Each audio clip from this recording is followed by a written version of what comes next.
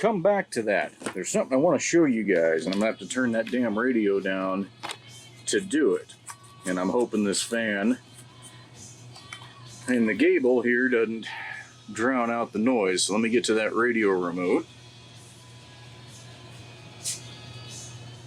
Alright. So remember how I said I thought there was wear in the crankcase?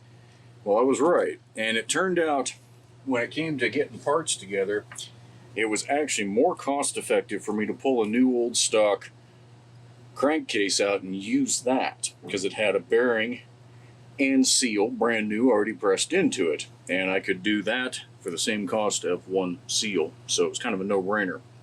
But listen to this.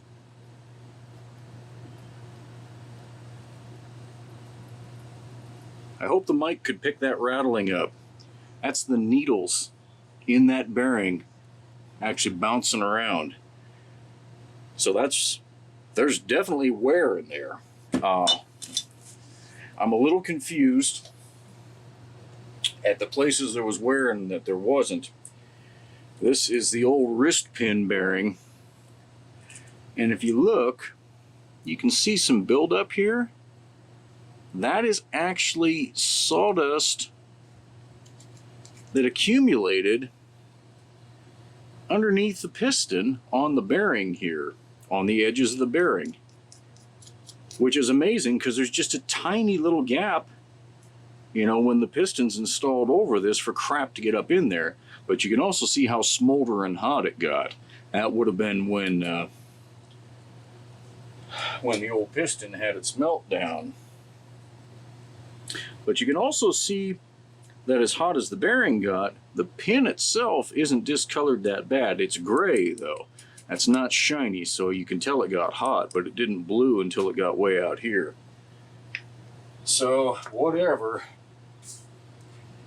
It was a bit of a mess. You say, so that bearing and that bearing were definitely shot. The clutch side crankshaft seal I don't think had any problem at all, but it got replaced anyway, just so that I could be certain. New fuel hose, tank grommet, carburetor, had to raise the fuel inlet arm just a little bit, and I had a irritating instance of a new in the box spark plug that wouldn't fire under compression. I knew the coil was good because I tested it once again with this, and it sparked at a low RPM just like that. That plug would spark outside of the cylinder, but I'll be damned if it would under compression. It was really starting to get irritating. But anyway, Ben, here's your saw. I'm going to fire it back up and let those rings finish breaking in. We won't do a video for all of that, but you guys should see a warm start. It should just start. Now, well, proved me wrong.